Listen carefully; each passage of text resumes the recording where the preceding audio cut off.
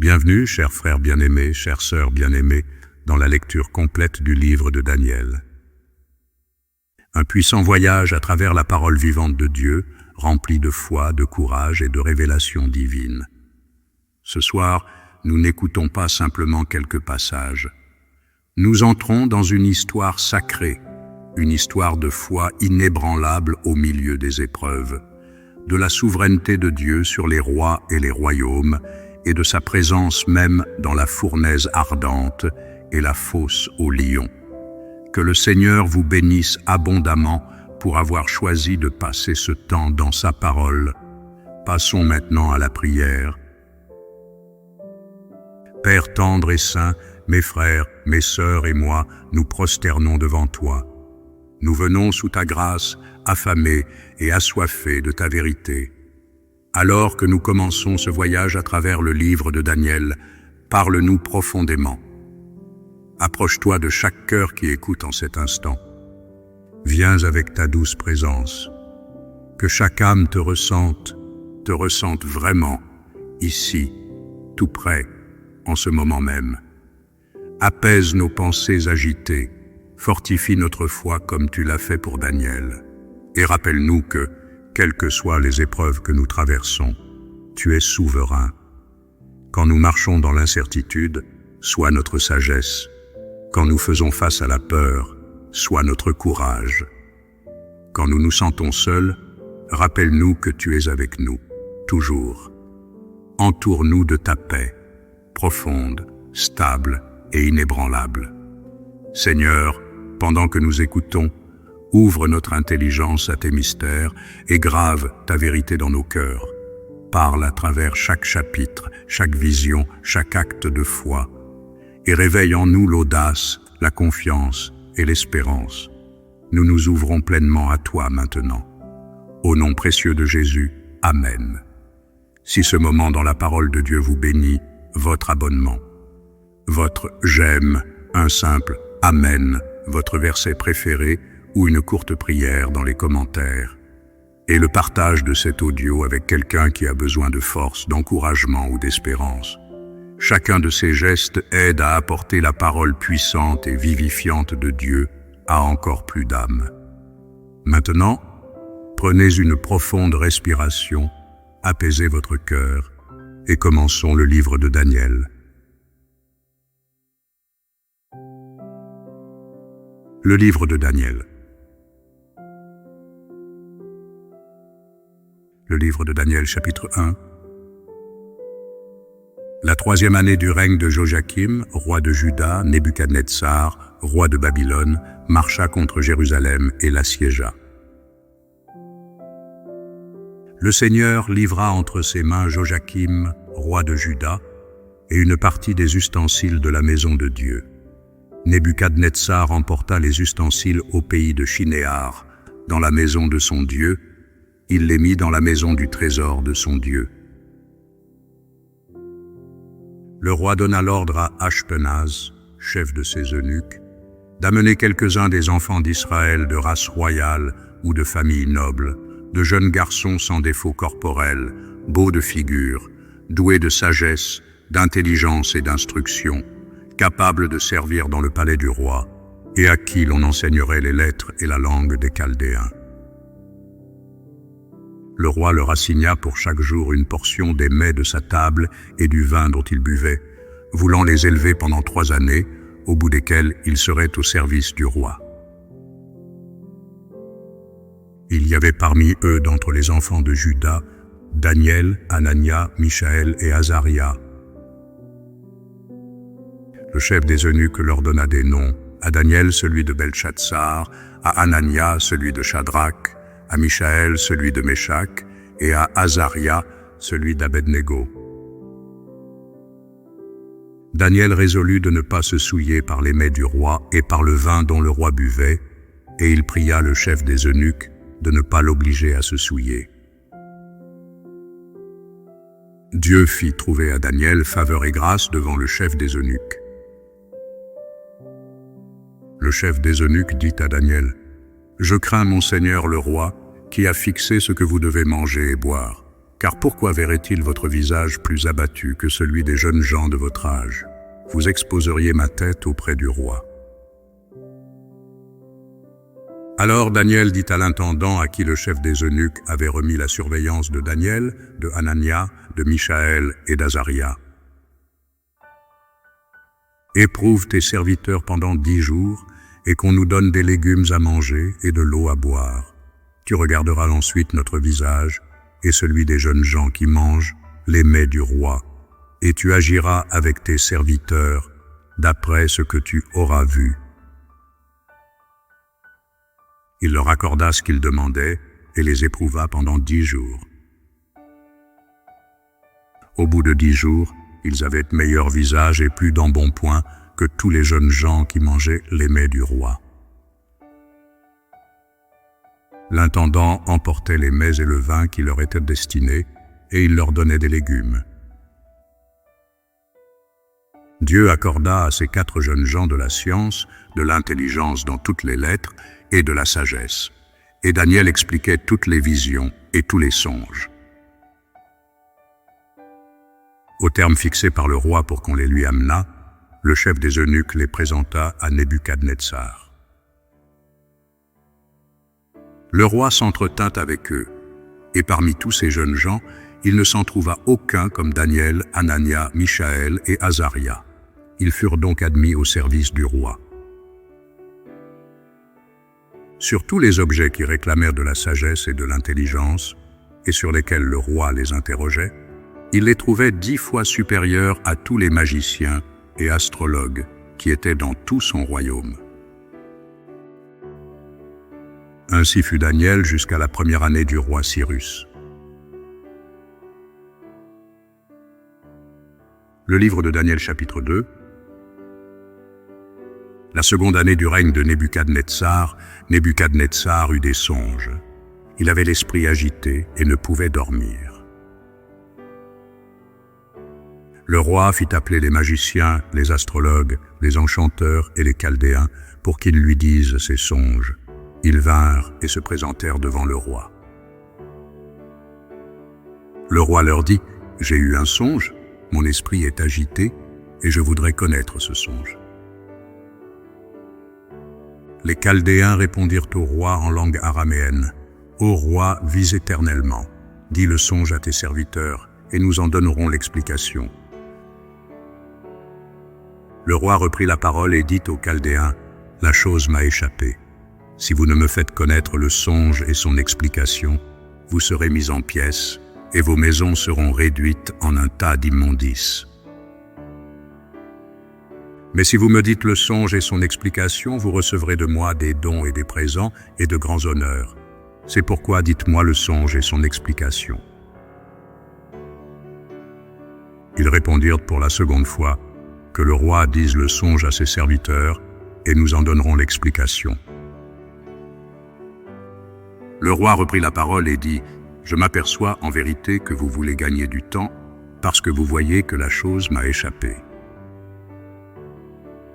Si donc vous ne me faites pas connaître le songe, la même sentence vous enveloppera tous.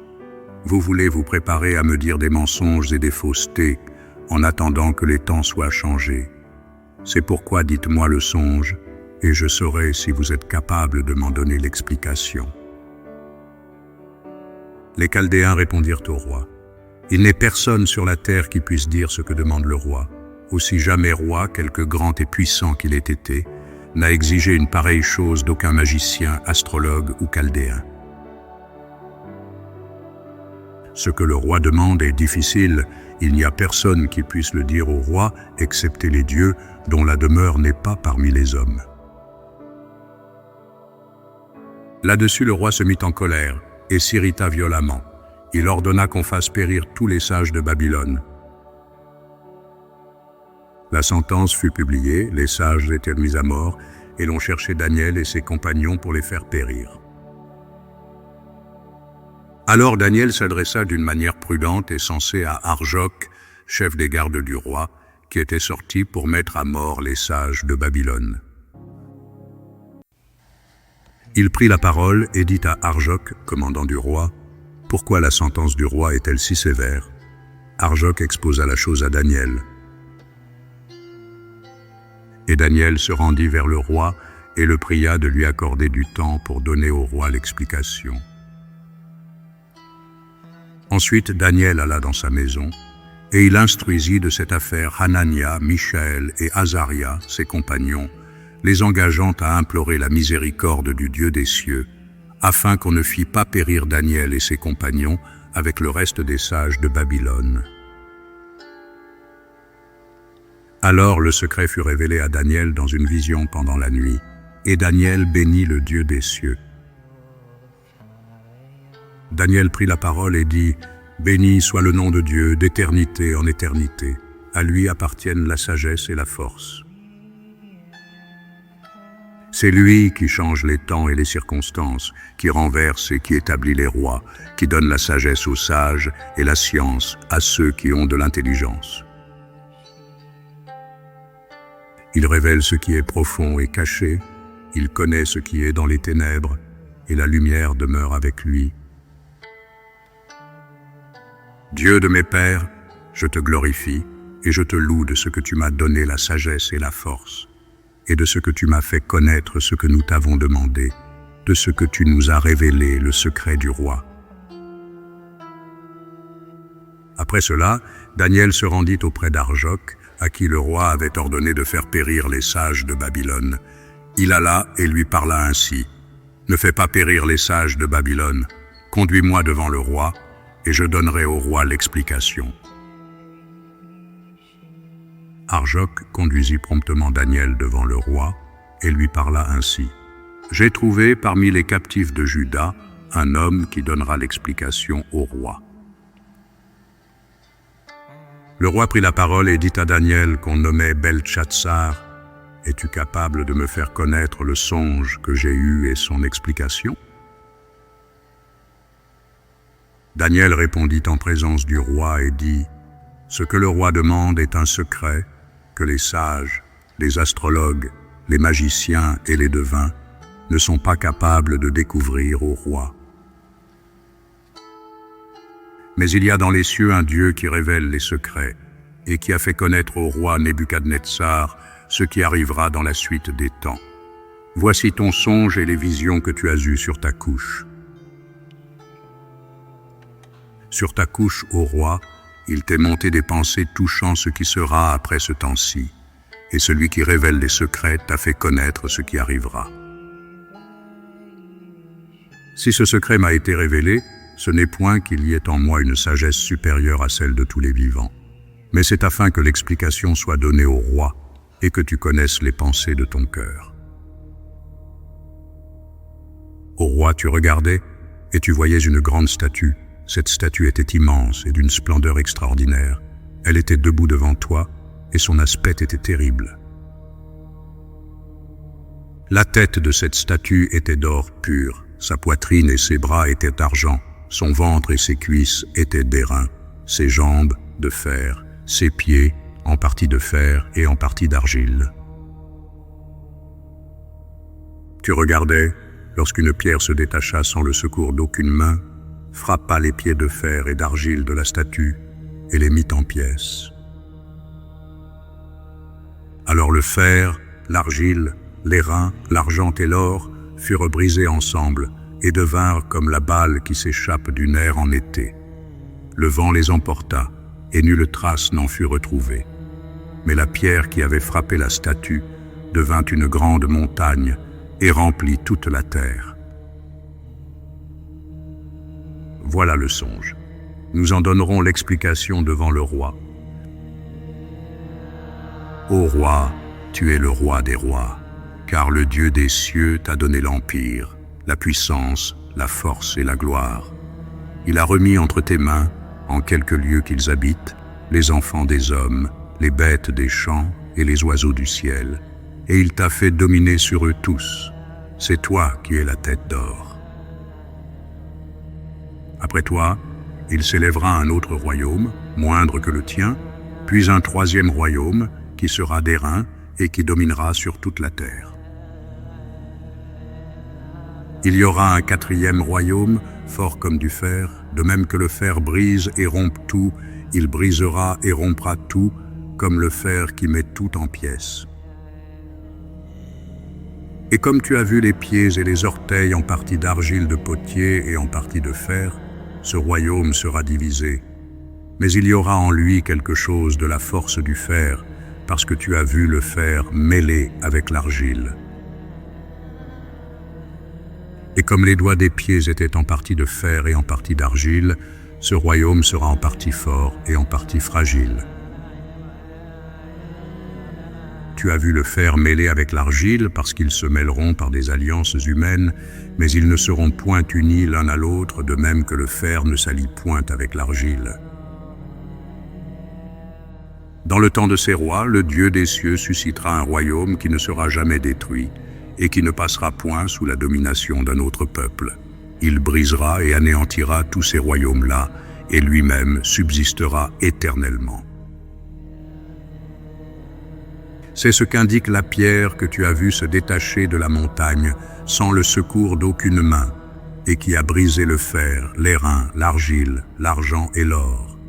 Le grand Dieu a fait connaître au roi ce qui doit arriver après cela. Le songe est véritable et son explication est certaine. Alors le roi Nebuchadnezzar tomba sur sa face et se prosterna devant Daniel, et il ordonna qu'on lui offrît des sacrifices et des parfums. Le roi adressa la parole à Daniel et dit : « En vérité, votre Dieu est le Dieu des dieux et le Seigneur des rois, et il révèle les secrets, puisque tu as pu découvrir ce secret. » Ensuite le roi éleva Daniel et lui fit de nombreux et riches présents. Il lui donna le commandement de toute la province de Babylone et l'établit chef suprême de tous les sages de Babylone. Daniel pria le roi de remettre l'intendance de la province de Babylone à Shadrach, Meshach et Abed-Négo, et Daniel était à la cour du roi.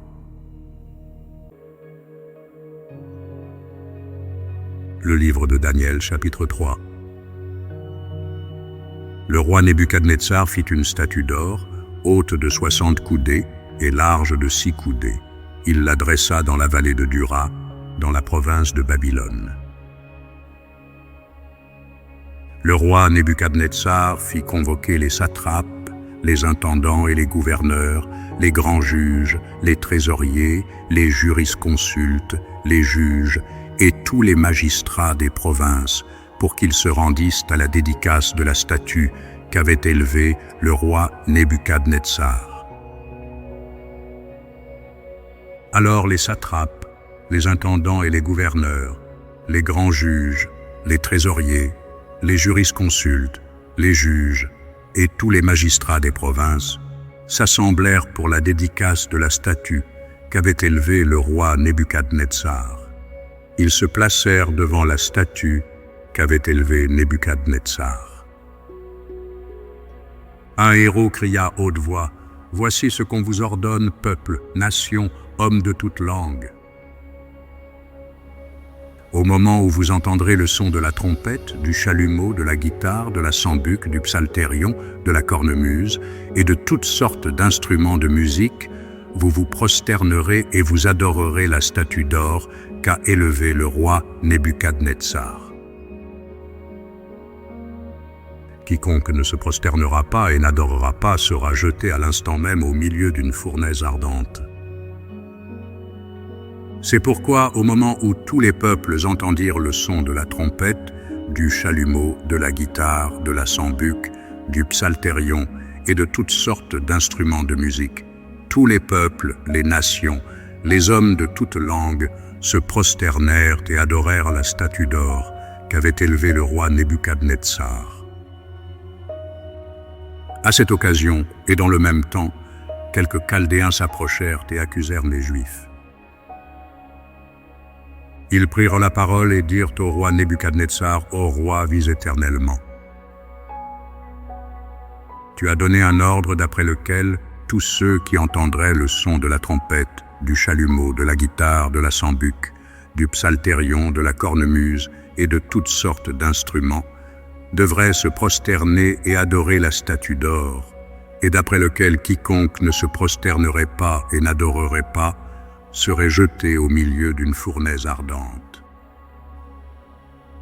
Or, il y a des Juifs à qui tu as remis l'intendance de la province de Babylone, Shadrach, Meshach et Abednego, hommes qui ne tiennent aucun compte de toi, ô roi. Ils ne servent pas tes dieux et ils n'adorent point la statue d'or que tu as élevée. Alors Nebuchadnezzar, irrité et furieux, donna l'ordre qu'on amenât Shadrach, Meshach et Abednego, et ces hommes furent amenés devant le roi. Nebuchadnezzar prit la parole et leur dit, « Est-ce de propos délibérés, Shadrach, Meshach et Abednego, que vous ne servez pas mes dieux et que vous n'adorez pas la statue d'or que j'ai élevée? Maintenant tenez-vous prêts, et au moment où vous entendrez le son de la trompette, du chalumeau, de la guitare, de la sambuc, du psalterion, de la cornemuse et de toutes sortes d'instruments, vous vous prosternerez et vous adorerez la statue que j'ai faite. Si vous ne l'adorez pas, vous serez jetés à l'instant même au milieu d'une fournaise ardente. Et quel est le Dieu qui vous délivrera de ma main? » Shadrach, Meshach et Abednego répliquèrent au roi Nebuchadnezzar, « Nous n'avons pas besoin de te répondre là-dessus. Voici notre Dieu que nous servons peut nous délivrer de la fournaise ardente, et il nous délivrera de ta main, ô roi. Sinon sache, ô roi, que nous ne servirons pas tes dieux, et que nous n'adorerons pas la statue d'or que tu as élevée. »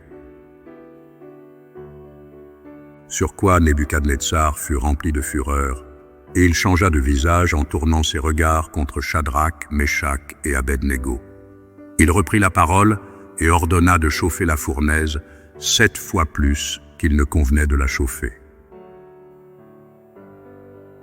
Puis il commanda à quelques-uns des plus vigoureux soldats de son armée de lier Shadrach, Meshach et Abednego et de les jeter dans la fournaise ardente.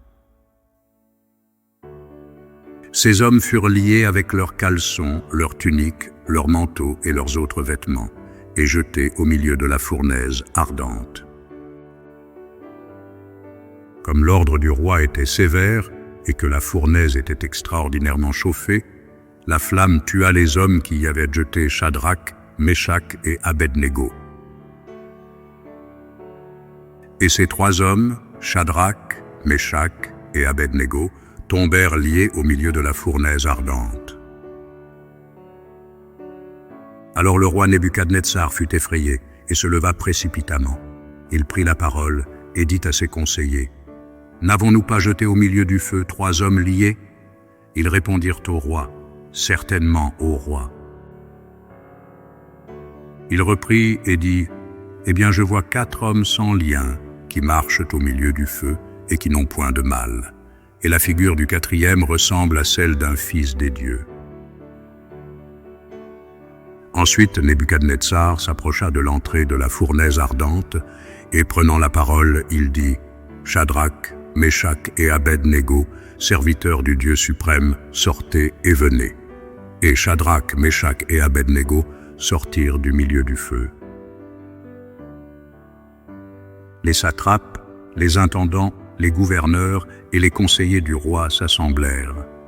Ils virent que le feu n'avait eu aucun pouvoir sur le corps de ces hommes, que les cheveux de leur tête n'avaient pas été brûlés, que leurs caleçons n'étaient point endommagés, et que l'odeur du feu ne les avait pas atteints.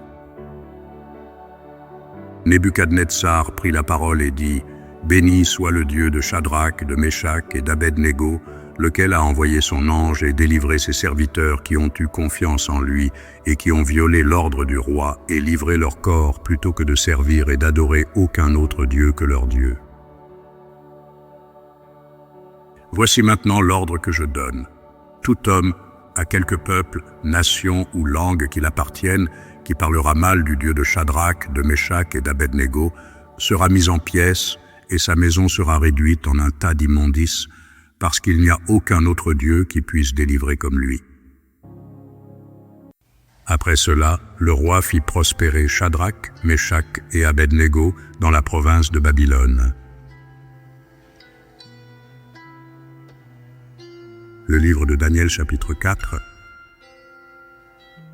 Nebuchadnezzar roi à tous les peuples, aux nations, aux hommes de toute langue qui habitent sur toute la terre. Que la paix vous soit donnée avec abondance. Il m'a semblé bon de faire connaître les signes et les prodiges que le Dieu suprême a opérés à mon égard. Que ces signes sont grands, que ces prodiges sont puissants. Son règne est un règne éternel, et sa domination subsiste de génération en génération. Moi, Nebuchadnezzar, je vivais tranquille dans ma maison et heureux dans mon palais. J'ai eu un songe qui m'a effrayé. Les pensées dont j'étais poursuivi sur ma couche et les visions de mon esprit me remplissaient d'épouvante. J'ordonnai qu'on fît venir devant moi tous les sages de Babylone afin qu'ils me donnassent l'explication du songe. Alors vinrent les magiciens, les astrologues, les chaldéens et les devins. Je leur dis le songe et ils ne m'en donnèrent point l'explication. En dernier lieu se présenta devant moi Daniel, nommé Belchatsar d'après le nom de mon Dieu, et qui a en lui l'esprit des dieux saints. Je lui dis le songe. Belchatsar, chef des magiciens, qui as en toi, je le sais, l'esprit des dieux saints, et pour qui aucun secret n'est difficile, donne-moi l'explication des visions que j'ai eues en songe. Voici les visions de mon esprit pendant que j'étais sur ma couche. Je regardais, et voici, il y avait au milieu de la terre un arbre d'une grande hauteur. Cet arbre était devenu grand et fort, sa cime s'élevait jusqu'aux cieux, et on le voyait des extrémités de toute la terre. Son feuillage était beau et ses fruits abondants. Il portait de la nourriture pour tous. Les bêtes des champs s'abritaient sous son ombre, les oiseaux du ciel faisaient leur demeure parmi ses branches, et tout être vivant tirait de lui sa nourriture. Dans les visions de mon esprit que j'avais sur ma couche, je regardais, et voici, un de ceux qui veillent et qui sont saints descendit des cieux. Il cria avec force et parla ainsi, « Abattez l'arbre, et coupez ses branches, secouez le feuillage, et dispersez les fruits, que les bêtes fuient de dessous, et les oiseaux du milieu de ses branches.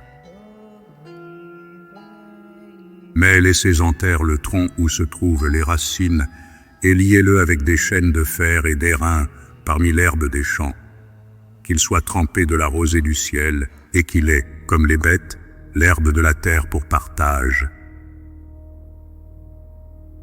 Son cœur d'homme lui sera ôté, et un cœur de bête lui sera donné, et 7 temps passeront sur lui.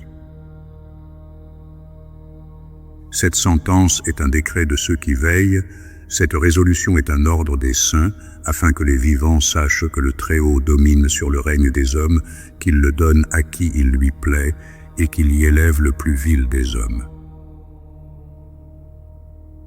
Voilà le songe que j'ai eu, moi, le roi Nebuchadnezzar. Toi, Belchatsar, donne-en l'explication, puisque tous les sages de mon royaume ne peuvent me la donner. Toi, tu le peux, car tu as en toi l'esprit des dieux saints. Alors Daniel, nommé Belchatsar, fut un moment stupéfait, et ses pensées le troublaient. Le roi reprit et dit, « Belchatsar, que le songe et l'explication ne te troublent pas. » Et Belchatsar répondit, « Mon Seigneur, que le songe soit pour tes ennemis et son explication pour tes adversaires. » L'arbre que tu as vu, qui était devenu grand et fort, dont la cime s'élevait jusqu'aux cieux et qu'on voyait de tous les points de la terre, cet arbre dont le feuillage était beau et les fruits abondants, qui portait de la nourriture pour tous, sous lequel s'abritaient les bêtes des champs et parmi les branches duquel les oiseaux du ciel faisaient leur demeure. C'est toi, ô roi, qui es devenu grand et fort, dont la grandeur s'est accrue et s'est élevée jusqu'aux cieux, et dont la domination s'étend jusqu'aux extrémités de la terre. Le roi a vu l'un de ceux qui veillent et qui sont saints descendre des cieux et dire « Abattez l'arbre et détruisez-le. Mais laissez en terre le tronc où se trouvent les racines et liez-le avec des chaînes de fer et d'airain parmi l'herbe des champs. qu'il soit trempé de la rosée du ciel, et que son partage soit avec les bêtes des champs, jusqu'à ce que 7 temps soient passés sur lui. Voici l'explication au roi. Voici le décret du Très-Haut qui s'accomplira sur mon Seigneur le roi. On te chassera du milieu des hommes, tu auras ta demeure avec les bêtes des champs, et l'on te donnera comme aux bœufs de l'herbe à manger. Tu seras trempé de la rosée du ciel, et 7 temps passeront sur toi, jusqu'à ce que tu saches que le Très-Haut domine sur le règne des hommes, et qu'il le donne à qui il lui plaît. L'ordre de laisser le tronc où se trouvent les racines de l'arbre signifie que ton royaume te restera quand tu reconnaîtras que celui qui domine est dans les cieux. C'est pourquoi, ô roi, puisse mon conseil te plaire. Mets un terme à tes péchés en pratiquant la justice et à tes iniquités en usant de compassion envers les malheureux, et ton bonheur pourra se prolonger. Toutes ces choses se sont accomplies sur le roi Nebuchadnezzar. Au bout de 12 mois, comme il se promenait dans le palais royal à Babylone, le roi prit la parole et dit : « N'est-ce pas ici Babylone la grande, que j'ai bâtie comme résidence royale par la puissance de ma force et pour la gloire de ma magnificence ?» La parole était encore dans la bouche du roi qu'une voix descendit du ciel. « Apprends, roi Nebuchadnezzar, qu'on va t'enlever le royaume. On te chassera du milieu des hommes, tu auras ta demeure avec les bêtes des champs, on te donnera comme aux bœufs de l'herbe à manger, et 7 temps passeront sur toi, jusqu'à ce que tu saches que le Très-Haut domine sur le règne des hommes et qu'il le donne à qui il lui plaît. » Au même instant, la parole s'accomplit sur Nebuchadnezzar. Il fut chassé du milieu des hommes, il mangea de l'herbe comme les bœufs, son corps fut trempé de la rosée du ciel, jusqu'à ce que ses cheveux crussent comme les plumes des aigles et ses ongles comme ceux des oiseaux. Après le temps marqué, moi, Nebuchadnezzar, je levai les yeux vers le ciel, et la raison me revint. J'ai béni le Très-Haut, j'ai loué et glorifié celui qui vit éternellement, celui dont la domination est une domination éternelle, et dont le règne subsiste de génération en génération. Tous les habitants de la terre ne sont à ses yeux que néant. Il agit comme il lui plaît avec l'armée des cieux et avec les habitants de la terre, et il n'y a personne qui résiste à sa main et qui lui dise « Que fais-tu » En ce temps, la raison me revint, la gloire de mon royaume, ma magnificence et ma splendeur me furent rendues, mes conseillers et mes grands me redemandèrent, je fus rétabli dans mon royaume et ma puissance ne fit que s'accroître. Maintenant, moi, Nebuchadnezzar, je loue, j'exalte et je glorifie le roi des cieux, dont toutes les œuvres sont vraies et les voies justes, et qui peut abaisser ceux qui marchent avec orgueil. Le livre de Daniel, chapitre 5.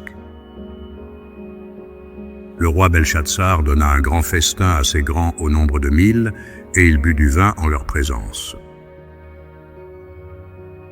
Belshazzar, quand il eut goûté au vin, fit apporter les vases d'or et d'argent que son père Nebuchadnezzar avait enlevés du temple de Jérusalem, afin que le roi et ses grands, ses femmes et ses concubines s'en servissent pour boire. Alors on apporta les vases d'or qui avaient été enlevés du temple, de la maison de Dieu à Jérusalem, et le roi et ses grands, ses femmes et ses concubines s'en servirent pour boire. Ils burent du vin, et ils louèrent les dieux d'or, d'argent, d'airain, de fer, de bois et de pierre. En ce moment apparurent les doigts d'une main d'homme, et ils écrivirent en face du chandelier, sur la chaux de la muraille du palais royal. Le roi vit cette extrémité de main qui écrivait. Alors le roi changea de couleur, et ses pensées le troublèrent. Les jointures de ses reins se relâchèrent, et ses genoux se heurtèrent l'un contre l'autre. Le roi cria avec force qu'on fit venir les astrologues, les chaldéens et les devins, Et le roi prit la parole et dit aux sages de Babylone, « Quiconque lira cette écriture et m'en donnera l'explication sera revêtu de pourpre, portera un collier d'or à son cou et aura la 3e place dans le gouvernement du royaume. » Tous les sages du roi entrèrent, mais ils ne purent pas lire l'écriture et en donner au roi l'explication. Sur quoi le roi Belshazzar fut très effrayé, il changea de couleur, et ses grands furent consternés. La reine, à cause des paroles du roi et de ses grands, entra dans la salle du festin et prit ainsi la parole. « Ô roi, vis éternellement, que tes pensées ne te troublent pas et que ton visage ne change pas de couleur. Il y a dans ton royaume un homme qui a en lui l'esprit des dieux saints. Et du temps de ton père, on trouva chez lui des lumières, de l'intelligence et une sagesse semblable à la sagesse des dieux. Aussi le roi Nebuchadnezzar, ton père, le roi, ton père, l'établit chef des magiciens, des astrologues, des chaldéens, des devins.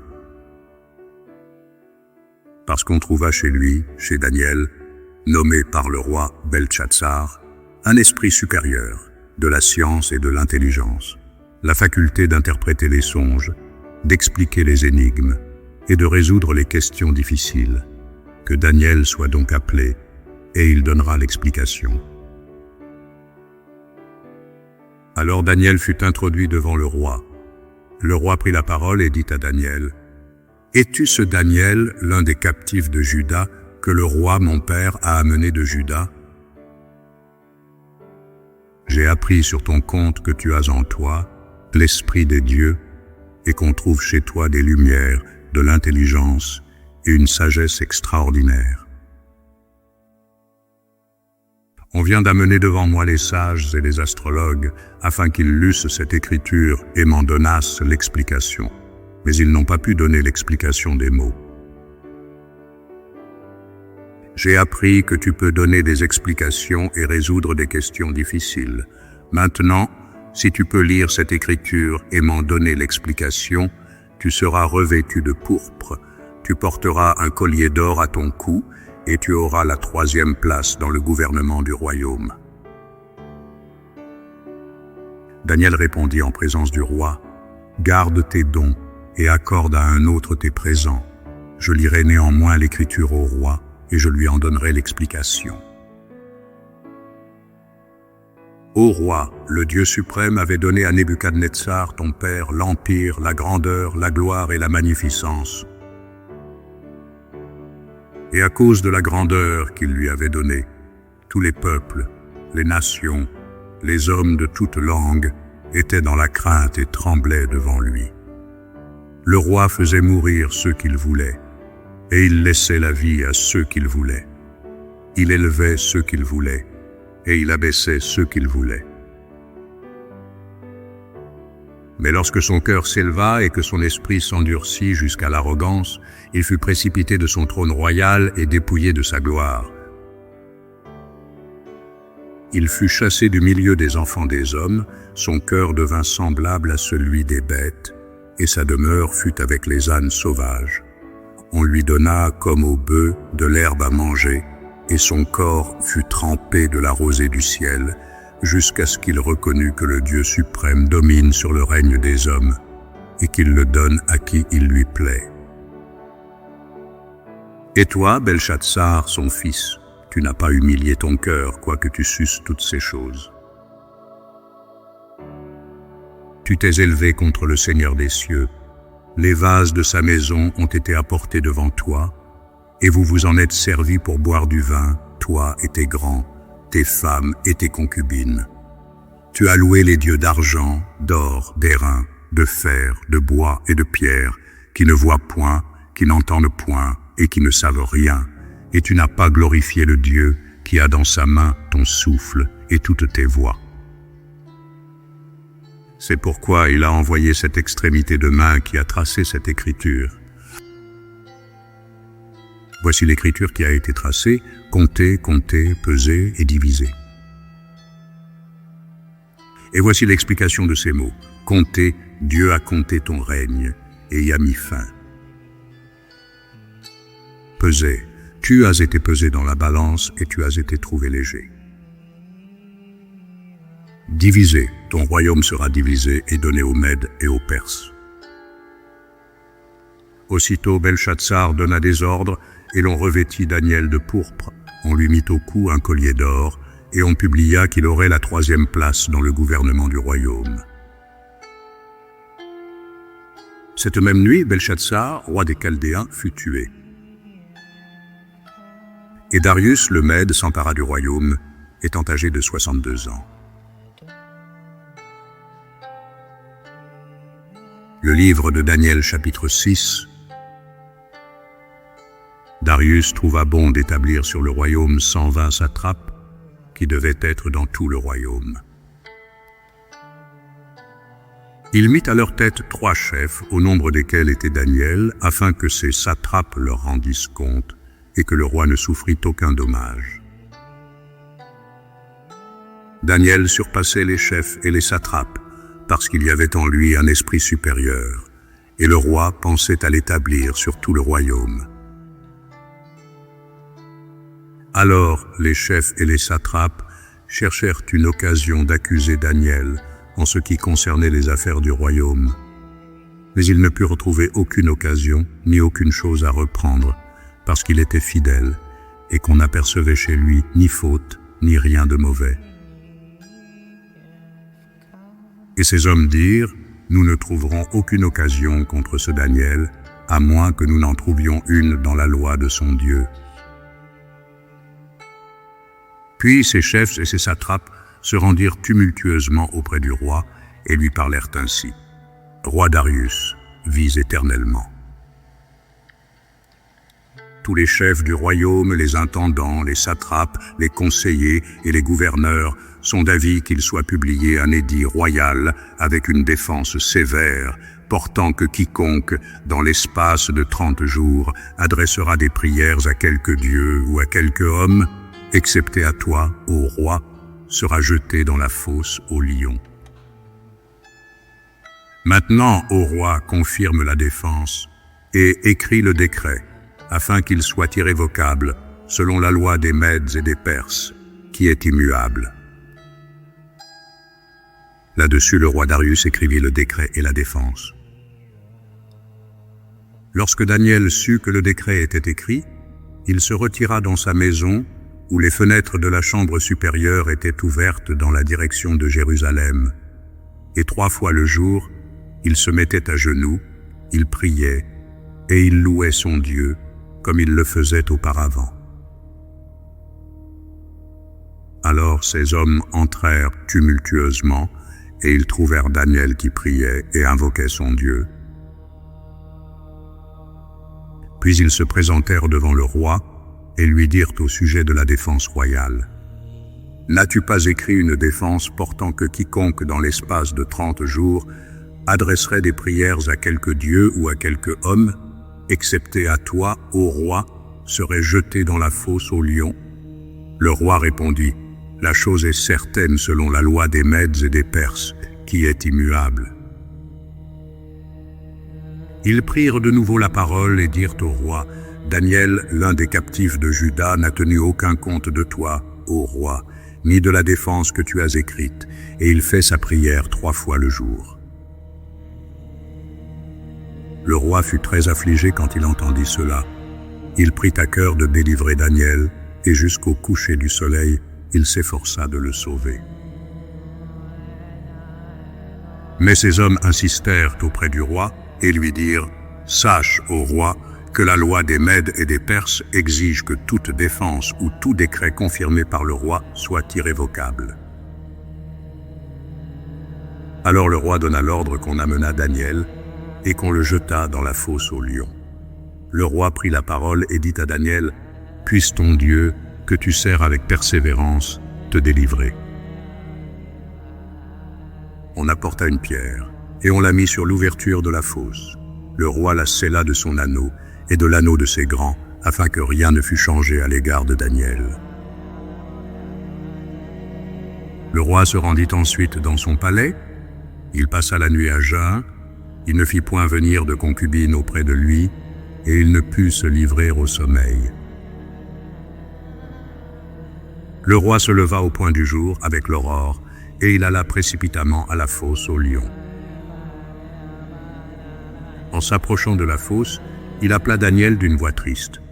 Le roi prit la parole et dit à Daniel, « Daniel, serviteur du Dieu vivant, ton Dieu, que tu sers avec persévérance, a-t-il pu te délivrer des lions ?»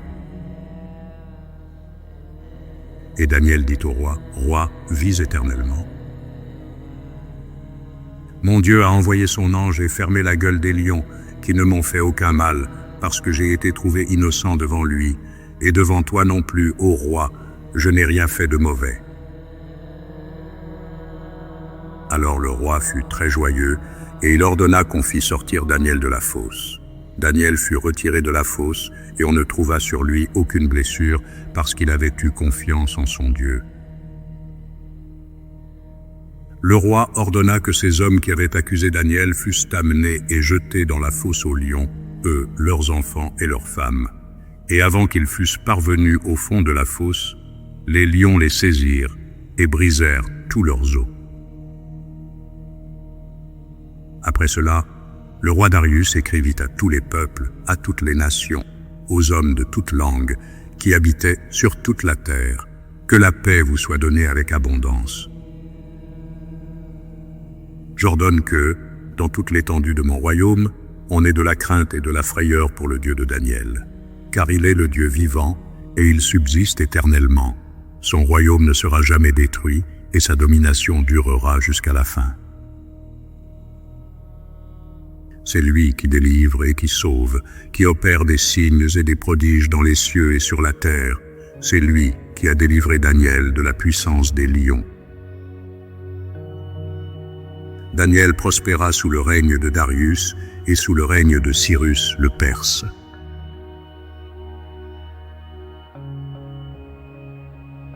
Le livre de Daniel chapitre 4.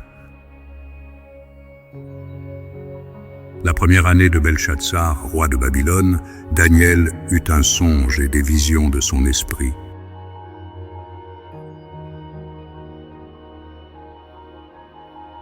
Pendant qu'il était sur sa couche. Ensuite, il écrivit le songe et raconta les principales choses. Daniel commença et dit, « Je regardais pendant ma vision nocturne, et voici, les 4 vents des cieux firent irruption sur la grande mer. Et 4 grands animaux sortirent de la mer, différents l'un de l'autre. Le premier était semblable à un lion, et avait des ailes d'aigle. Je regardais, jusqu'au moment où ses ailes furent arrachées. Il fut enlevé de terre et mis debout sur ses pieds comme un homme, et un cœur d'homme lui fut donné. Et voici, un second animal était semblable à un ours, et se tenait sur un côté. Il avait 3 côtes dans la gueule entre les dents, et on lui disait, « Lève-toi, mange beaucoup de chair. » Après cela, je regardais, et voici, un autre était semblable à un léopard, et avait sur le dos 4 ailes comme un oiseau. Cet animal avait 4 têtes, et la domination lui fut donnée. Après cela, je regardais pendant mes visions nocturnes, et voici, il y avait un 4e animal, terrible, épouvantable et extraordinairement fort. Il avait de grandes dents de fer, il mangeait, brisait, et il foulait aux pieds ce qui restait. Il était différent de tous les animaux précédents, et il avait 10 cornes. Je considérais les cornes, et voici, une autre petite corne sortit du milieu d'elle, et 3 des premières cornes furent arrachées devant cette corne. Et voici, elle avait des yeux comme des yeux d'homme, et une bouche qui parlait avec arrogance. Je regardais pendant que l'on plaçait des trônes, et l'Ancien des jours s'assit. Son vêtement était blanc comme la neige, et les cheveux de sa tête étaient comme de la laine pure. Son trône était comme des flammes de feu, et les roues comme un feu ardent. Un fleuve de feu coulait et sortait de devant lui. 1000 milliers le servaient, et 10 000 millions se tenaient en sa présence. Les juges s'assirent, et les livres furent ouverts. Je regardais alors à cause des paroles arrogantes que prononçait la corne, et tandis que je regardais, l'animal fut tué et son corps fut anéanti, livré au feu pour être brûlé. Les autres animaux furent dépouillés de leur puissance, mais une prolongation de vie leur fut accordée jusqu'à un certain temps. Je regardais pendant mes visions nocturnes, et voici, sur les nuées des cieux, arriva quelqu'un de semblable à un fils de l'homme. Il s'avança vers l'Ancien des jours, et on le fit approcher de lui. On lui donna la domination, la gloire et le règne, et tous les peuples, les nations et les hommes de toute langue le servirent. Sa domination est une domination éternelle qui ne passera point, et son règne ne sera jamais détruit. Moi, Daniel, j'eus l'esprit troublé au-dedans de moi, et les visions de ma tête m'effrayèrent. Je m'approchai de l'un de ceux qui étaient là, et je lui demandai ce qu'il y avait de vrai dans toutes ces choses. Il me le dit, et m'en donna l'explication. Ces 4 grands animaux, ce sont 4 rois qui s'élèveront de la terre. Mais les saints du Très-Haut recevront le royaume, et ils posséderont le royaume éternellement, d'éternité en éternité. Ensuite, je désirais savoir la vérité sur le 4e animal, qui était différent de tous les autres, extrêmement terrible, qui avait des dents de fer et des ongles d'airain, qui mangeait, brisait et foulait aux pieds ce qui restait. Et sur les 10 cornes qu'il avait à la tête, et sur l'autre qui était sortie, et devant laquelle 3 étaient tombés, sur cette corne qui avait des yeux, une bouche parlant avec arrogance et une plus grande apparence que les autres. Je vis cette corne faire la guerre aux saints et l'emporter sur eux, jusqu'au moment où l'Ancien des jours vint donner droit aux saints du Très-Haut, et le temps arriva où les saints furent en possession du royaume. Il me parla ainsi. Le 4e animal, c'est un 4e royaume qui existera sur la terre, différent de tous les royaumes, et qui dévorera toute la terre, la foulera et la brisera. Les 10 cornes, ce sont 10 rois qui s'élèveront de ce royaume. Un autre s'élèvera après eux, il sera différent des premiers, et il abaissera 3 rois. Il prononcera des paroles contre le Très-Haut, il opprimera les saints du Très-Haut, et il espérera changer les temps et la loi, et les saints seront livrés entre ses mains pendant un temps, des temps et la moitié d'un temps. Puis viendra le jugement, et on lui ôtera sa domination, qui sera détruite et anéantie pour jamais. Le règne, la domination et la grandeur de tous les royaumes qui sont sous les cieux seront donnés au peuple des saints du Très-Haut. Son règne est un règne éternel, et tous les dominateurs le serviront et lui obéiront. Ici finirent les paroles. Moi, Daniel, je fus extrêmement troublé par mes pensées. Je changeai de couleur, et je conservai ces paroles dans mon cœur. Le livre de Daniel, chapitre 8. La 3e année du règne du roi Belshazzar, moi, Daniel, j'eus une vision, outre celle que j'avais eue précédemment. Lorsque j'eus cette vision, il me sembla que j'étais à Suse, la capitale, dans la province d'Élam, et pendant ma vision, je me trouvais près du fleuve d'Ulaï. Je levai les yeux, je regardais, et voici, un bélier se tenait devant le fleuve, et il avait des cornes. Ces cornes étaient hautes, mais l'une était plus haute que l'autre, et elle s'éleva la dernière. Je vis le bélier qui frappait de ses cornes à l'Occident, au septentrion et au Midi. Aucun animal ne pouvait lui résister, et il n'y avait personne pour délivrer ses victimes. Il faisait ce qu'il voulait, et il devint puissant. Comme je regardais attentivement, voici un bouc venait de l'Occident et parcourait toute la terre à sa surface, sans la toucher. Ce bouc avait une grande corne entre les yeux. Il arriva jusqu'au bélier qui avait des cornes, et que j'avais vu se tenant devant le fleuve, et il courut sur lui dans toute sa fureur. Je le vis qui s'approchait du bélier et s'irritait contre lui. Il frappa le bélier et lui brisa les 2 cornes, sans que le bélier eût la force de lui résister. Il le jeta par terre et le foula, et il n'y eut personne pour délivrer le bélier. Le bouc devint très puissant, mais lorsqu'il fut puissant, sa grande corne se brisa. 4 grandes cornes s'élevèrent pour la remplacer aux 4 vents des cieux. De l'une d'elles sortit une petite corne qui s'agrandit beaucoup vers le midi, vers l'Orient et vers le plus beau des pays. Elle s'éleva jusqu'à l'armée des cieux. Elle fit tomber à terre une partie de cette armée et des étoiles, et elle les foula. Elle s'éleva jusqu'au chef de l'armée, lui enleva le sacrifice perpétuel et renversa le lieu de son sanctuaire. L'armée fut livrée avec le sacrifice perpétuel à cause du péché. La corne jeta la vérité par terre et réussit dans ses entreprises. J'entendis parler un saint, et un autre saint dit à celui qui parlait, « Pendant combien de temps s'accomplira la vision sur le sacrifice perpétuel et sur le péché dévastateur? Jusque à quand le sanctuaire et l'armée seront-ils foulés? » Et il me dit, 2300 soirs et matins, puis le sanctuaire sera purifié. Tandis que moi, Daniel, j'avais cette vision et que je cherchais à la comprendre, voici, quelqu'un qui avait l'apparence d'un homme se tenait devant moi. Et j'entendis la voix d'un homme au milieu de l'Ulaï. Il cria et dit, « Gabriel, explique-lui la vision. » Il vint alors près du lieu où j'étais, et à son approche, je fus effrayé et je tombai sur ma face. Il me dit, « Sois attentif, fils de l'homme, car la vision concerne un temps qui sera la fin. » Comme il me parlait, je restai frappé d'étourdissement, la face contre terre.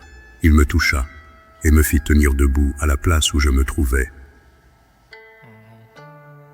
Puis il me dit, « Je vais t'apprendre ce qui arrivera au terme de la colère, car il y a un temps marqué pour la fin. Le bélier que tu as vu et qui avait des cornes, ce sont les rois des Mèdes et des Perses.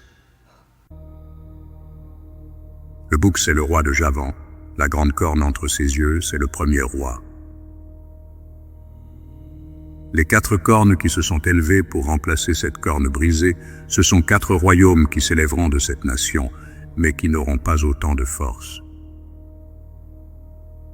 À la fin de leur domination, lorsque les pécheurs seront consumés, il s'élèvera un roi impudent et artificieux. Sa puissance s'accroîtra, mais non par sa propre force. Il fera d'incroyables ravages, il réussira dans ses entreprises, il détruira les puissants et le peuple des saints. À cause de sa prospérité et du succès de ses ruses, il aura de l'arrogance dans le cœur. Il fera périr beaucoup d'hommes qui vivaient paisiblement, et il s'élèvera contre le chef des chefs, mais il sera brisé sans l'effort d'aucune main. Et la vision des soirs et des matins dont il s'agit est véritable. Pour toi, tiens secrète cette vision, car elle se rapporte à des temps éloignés. Moi, Daniel, je fus plusieurs jours languissant et malade. Puis je me levai et je m'occupais des affaires du roi. J'étais étonné de la vision et personne n'en eut connaissance. Le livre de Daniel, chapitre 9. La première année de Darius, fils d'Assuérus, de la race des Mèdes, lequel était devenu roi du royaume des Chaldéens. La première année de son règne, moi, Daniel, je vis par les livres qu'il devait s'écouler 70 ans pour les ruines de Jérusalem, d'après le nombre des années dont l'Éternel avait parlé à Jérémie, le prophète. Je tournai ma face vers le Seigneur Dieu, afin de recourir à la prière et aux supplications, en jeûnant et en prenant le sac et la cendre. Je priai l'Éternel, mon Dieu, et je lui fis cette confession. Seigneur Dieu grand et redoutable, toi qui gardes ton alliance et qui fait miséricorde à ceux qui t'aiment et qui observent tes commandements. Nous avons péché, nous avons commis l'iniquité, nous avons été méchants et rebelles, nous nous sommes détournés de tes commandements et de tes ordonnances. Nous n'avons pas écouté tes serviteurs, les prophètes, qui ont parlé en ton nom à nos rois, à nos chefs, à nos pères et à tout le peuple du pays. À toi, Seigneur, est la justice, et à nous la confusion de face, en ce jour aux hommes de Juda, aux habitants de Jérusalem, et à tout Israël, à ceux qui sont près et à ceux qui sont loin, dans tous les pays où tu les as chassés, à cause des infidélités dont ils se sont rendus coupables envers toi. Seigneur, à nous la confusion de face, à nos rois, à nos chefs et à nos pères, parce que nous avons péché contre toi. Auprès du Seigneur notre Dieu, la miséricorde et le pardon, car nous avons été rebelles envers lui. Nous n'avons pas écouté la voix de l'Éternel notre Dieu, pour suivre ses lois qu'il avait mises devant nous par ses serviteurs, les prophètes. Tout Israël a transgressé ta loi et s'est détourné pour ne pas écouter ta voix. Alors se sont répandues sur nous les malédictions et les imprécations qui sont écrites dans la loi de Moïse, serviteur de Dieu, parce que nous avons péché contre Dieu. Il a accompli les paroles qu'il avait prononcées contre nous et contre nos chefs qui nous ont gouvernés. Il a fait venir sur nous une grande calamité, et il n'en est jamais arrivé sous le ciel entier une semblable à celle qui est arrivée à Jérusalem. Comme cela est écrit dans la loi de Moïse, toute cette calamité est venue sur nous. Et nous n'avons pas imploré l'Éternel, notre Dieu, nous ne nous sommes pas détournés de nos iniquités, nous n'avons pas été attentifs à ta vérité. L'Éternel a veillé sur cette calamité et l'a fait venir sur nous, car l'Éternel, notre Dieu, est juste dans toutes les choses qu'il a faites, mais nous n'avons pas écouté sa voix. Et maintenant, Seigneur, notre Dieu, toi qui as fait sortir ton peuple du pays d'Égypte par ta main puissante et qui t'es fait un nom comme il l'est aujourd'hui, nous avons péché, nous avons commis l'iniquité. Seigneur, selon ta grande miséricorde, que ta colère et ta fureur se détournent de ta ville de Jérusalem, de ta montagne sainte. Car, à cause de nos péchés et des iniquités de nos pères, Jérusalem et ton peuple sont en opprobre à tous ceux qui nous entourent. Maintenant donc, ô notre Dieu, écoute la prière et les supplications de ton serviteur, et pour l'amour du Seigneur, fais briller ta face sur ton sanctuaire dévasté. Mon Dieu, prête l'oreille et écoute. Ouvre les yeux et regarde nos ruines. Regarde la ville sur laquelle ton nom est invoqué. Car ce n'est pas à cause de notre justice que nous te présentons nos supplications. C'est à cause de tes grandes compassions. Seigneur, écoute, Seigneur, pardonne, Seigneur, sois attentif, agis et ne tarde pas par amour pour toi, ô mon Dieu, car ton nom est invoqué sur ta ville et sur ton peuple. Je parlais encore, je priais, je confessais mon péché et le péché de mon peuple d'Israël, et je présentais mes supplications à l'Éternel, mon Dieu, en faveur de la sainte montagne de mon Dieu. Je parlais encore dans ma prière, quand l'homme, Gabriel, que j'avais vu précédemment dans une vision, s'approcha de moi d'un vol rapide au moment de l'offrande du soir. Il m'instruisit et s'entretint avec moi. Il me dit, « Daniel, je suis venu maintenant pour ouvrir ton intelligence. » Lorsque tu as commencé à prier, la parole est sortie et je viens pour te l'annoncer, car tu es un bien-aimé. Sois attentif à la parole et comprends la vision. 70 semaines ont été fixées sur ton peuple et sur ta ville sainte, pour faire cesser les transgressions et mettre fin au péché, pour expier l'iniquité et amener la justice éternelle, pour sceller la vision et le prophète, et pour oindre le Saint des Saints. Sache-le donc et comprends. Depuis le moment où la parole a annoncé que Jérusalem sera rebâtie jusqu'à l'Ouinte, au conducteur, il y a 7 semaines. Dans 62 semaines, les places et les fossés seront rétablis, mais en des temps fâcheux. Après les 62 semaines, un Ouinte sera retranché et il n'aura pas de successeur. Le peuple d'un chef qui viendra détruira la ville et le sanctuaire, et sa fin arrivera comme par une inondation. Il est arrêté que les dévastations dureront jusqu'au terme de la guerre. Il fera une solide alliance avec plusieurs pour une semaine, et durant la moitié de la semaine, il fera cesser le sacrifice et l'offrande. Le dévastateur commettra les choses les plus abominables, jusqu'à ce que la ruine et ce qui a été résolu fondent sur le dévastateur.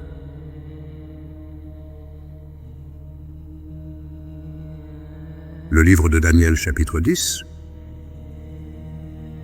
La 3e année de Cyrus, roi de Perse, une parole fut révélée à Daniel qu'on nommait Beltchatsar. Cette parole, qui est véritable, annonce une grande calamité. Il fut attentif à cette parole et il eut l'intelligence de la vision. En ce temps-là, moi, Daniel, je fus 3 semaines dans le deuil. Je ne mangeais aucun mets délicat. Il n'entra ni viande ni vin dans ma bouche, et je ne moignis point jusqu'à ce que les 3 semaines fussent accomplies. Le 24e jour du 1er mois, j'étais au bord du grand fleuve qui est Hiddekel. Je levai les yeux, je regardais, et voici, il y avait un homme vêtu de lin, et ayant sur les reins une ceinture d'or d'Uphaz.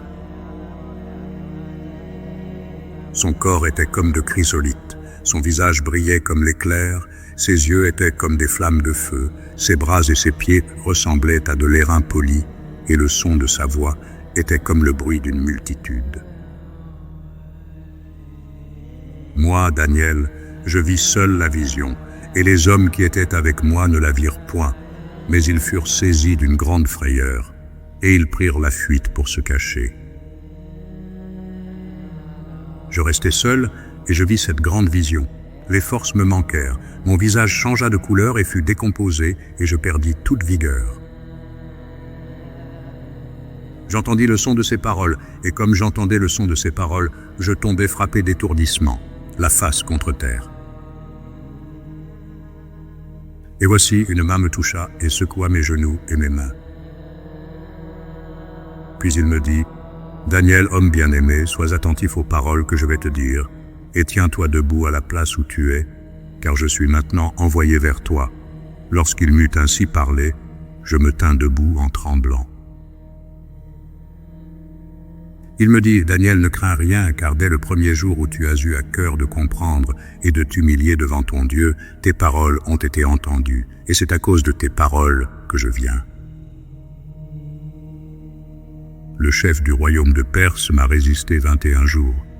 Mais voici, Michaël, l'un des principaux chefs, est venu à mon secours, et je suis demeuré là auprès des rois de Perse.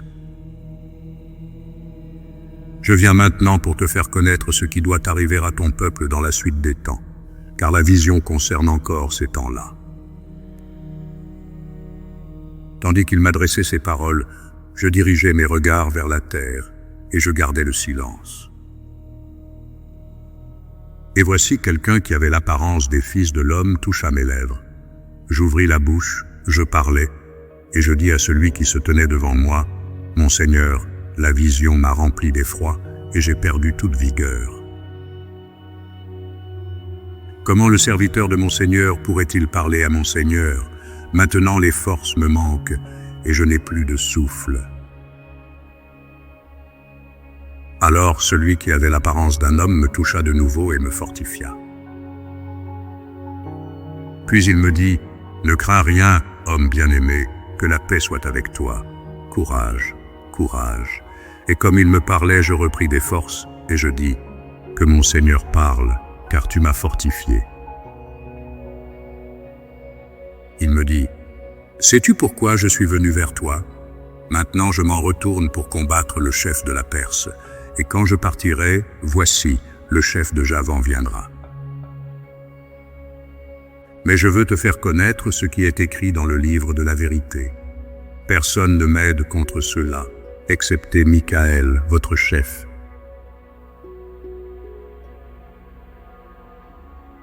Le livre de Daniel, chapitre 11.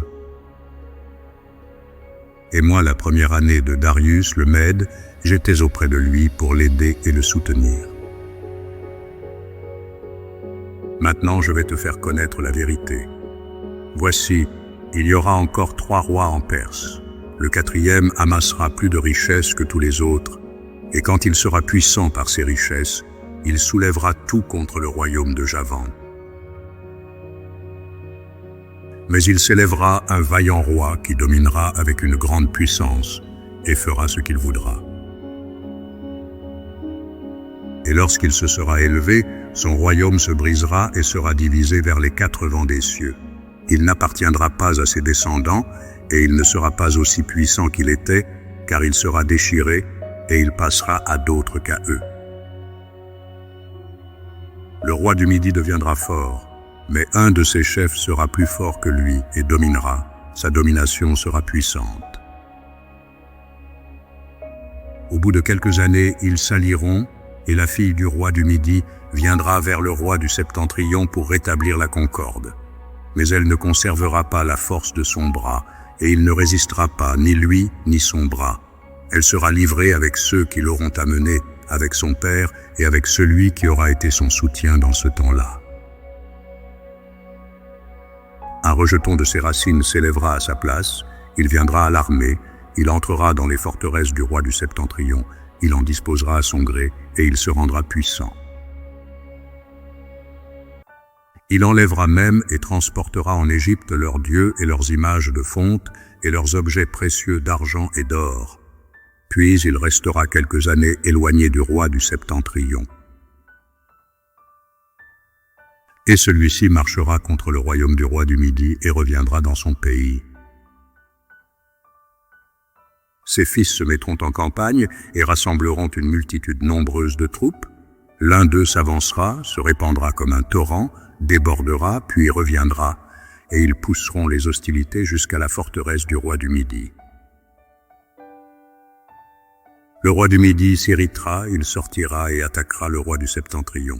Il soulèvera une grande multitude, et les troupes du roi du Septentrion seront livrées entre ses mains.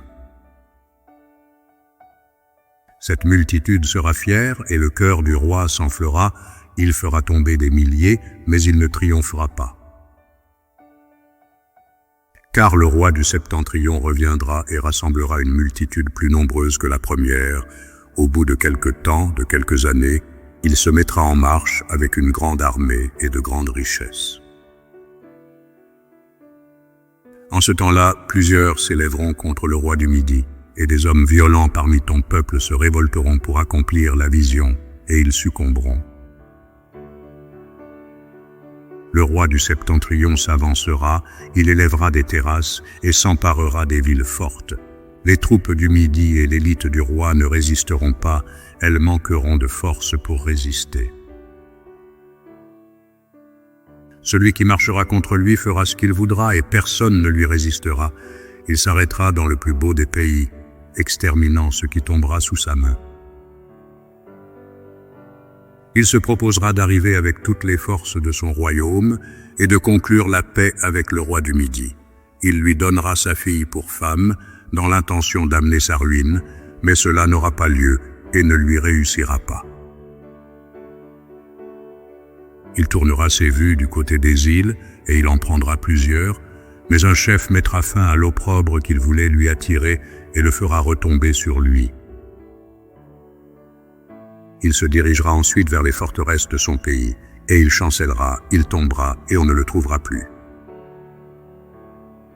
Celui qui le remplacera fera venir un exacteur dans la plus belle partie du royaume, mais en quelques jours il sera brisé, et ce ne sera ni par la colère ni par la guerre. Un homme méprisé prendra sa place, sans être revêtu de la dignité royale. Il paraîtra au milieu de la paix, et s'emparera du royaume par l'intrigue. Les troupes qui se répandront comme un torrent seront submergées devant lui et anéanties, de même qu'un chef de l'alliance. Après qu'on se sera joint à lui, il usera de tromperie. Il se mettra en marche et il aura le dessus avec peu de monde. Il entrera au sein de la paix dans les lieux les plus fertiles de la province. Il fera ce que n'avaient pas fait ses pères, ni les pères de ses pères. Il distribuera le butin, les dépouilles et les richesses. Il formera des projets contre les forteresses, et cela pendant un certain temps. À la tête d'une grande armée, il emploiera sa force et son ardeur contre le roi du Midi. Et le roi du Midi s'engagera dans la guerre avec une armée nombreuse et très puissante. Mais il ne résistera pas, car on méditera contre lui de mauvais desseins. Ceux qui mangeront des mets de sa table causeront sa perte. Ses troupes se répandront comme un torrent, et les morts tomberont en grand nombre. Les deux rois chercheront en leur cœur à faire le mal, et à la même table ils parleront avec fausseté. Mais cela ne réussira pas, car la fin n'arrivera qu'au temps marqué. Il retournera dans son pays avec de grandes richesses. Il sera dans son cœur hostile à l'Alliance sainte. Il agira contre elle, puis retournera dans son pays. À une époque fixée, il marchera de nouveau contre le Midi. Mais cette dernière fois, les choses ne se passeront pas comme précédemment. Des navires de Kittim s'avanceront contre lui. Découragé, il rebroussera. Puis, furieux contre l'Alliance sainte, il ne restera pas inactif. À son retour, il portera ses regards sur ceux qui auront abandonné l'Alliance sainte. Des troupes se présenteront sur son ordre. Elles profaneront le sanctuaire, la forteresse. Elles feront cesser le sacrifice perpétuel et dresseront l'abomination du dévastateur. Il séduira par des flatteries les traîtres de l'Alliance. Mais ceux du peuple qui connaîtront leur Dieu agiront avec fermeté. Et les plus sages parmi eux donneront instruction à la multitude.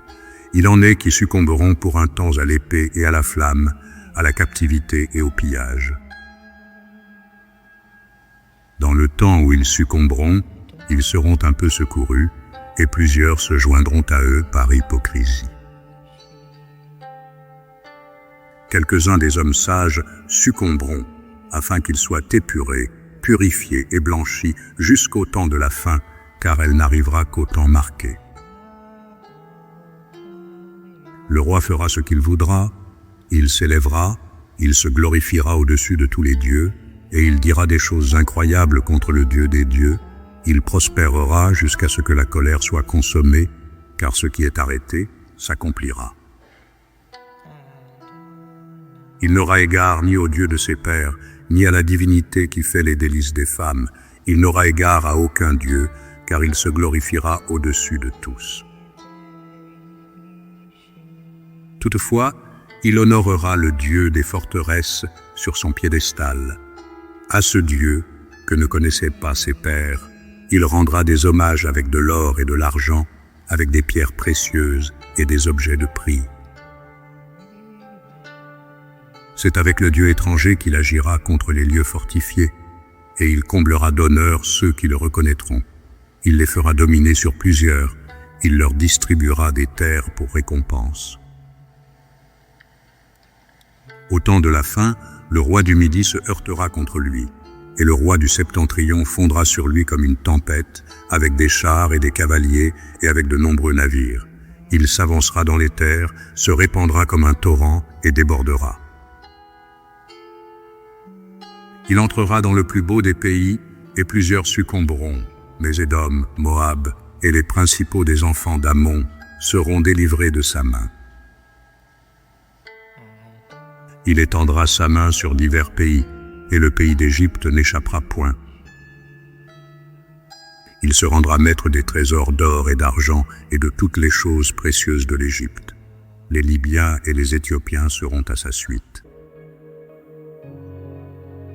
Des nouvelles de l'Orient et du Septentrion viendront l'effrayer, et il partira avec une grande fureur pour détruire et exterminer des multitudes. Il dressera les tentes de son palais entre les mers, vers la glorieuse et sainte montagne, puis il arrivera à la fin, sans que personne lui soit en aide.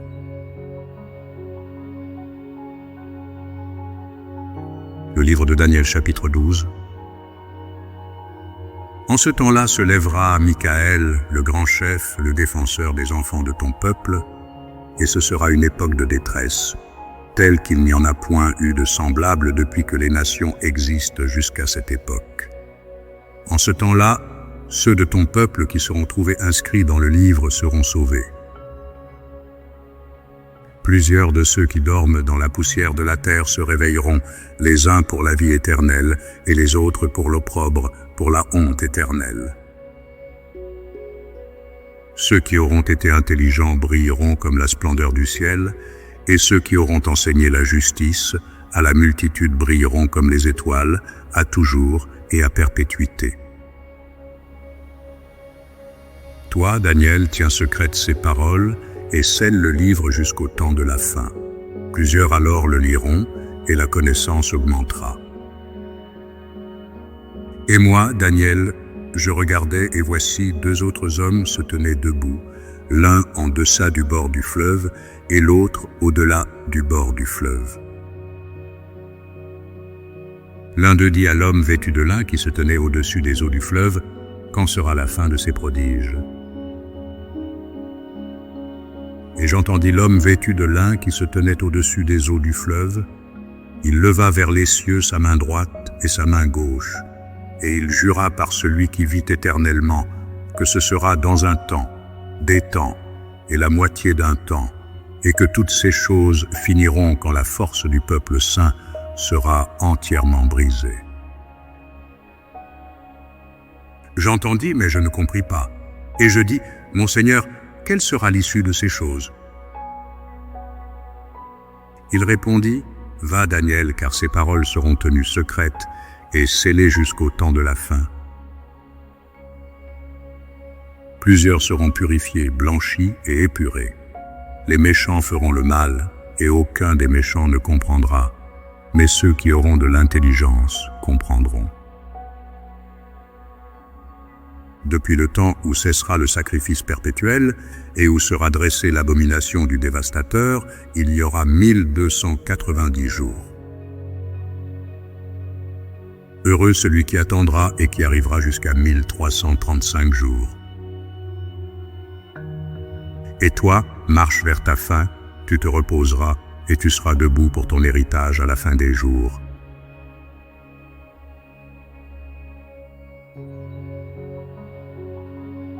Chers frères, chères sœurs, notre parcours à travers le livre de Daniel touche maintenant à sa fin. Que les vérités que vous avez entendues, la fidélité de Dieu, sa puissance. Chers frères, chères sœurs, notre parcours à travers le livre de Daniel touche maintenant à sa fin. Que les vérités que vous avez entendues, la fidélité de Dieu, sa puissance souveraine sur les royaumes et sa présence au cœur des épreuves demeurent vivantes dans votre cœur. Reposez maintenant dans sa paix parfaite, tout comme il a été avec Daniel dans la fosse aux lions. Qu'il veille sur vous durant la nuit et vous entoure de sa protection. Que le Seigneur vous renouvelle par sa miséricorde, avec une force nouvelle et une foi inébranlable. Nous nous réjouissons de vous retrouver lors de notre prochain moment dans sa parole. Que Dieu déverse sur vous ses bénédictions abondantes, fortifie votre esprit et guide toujours vos pas. Faith Words Hub française.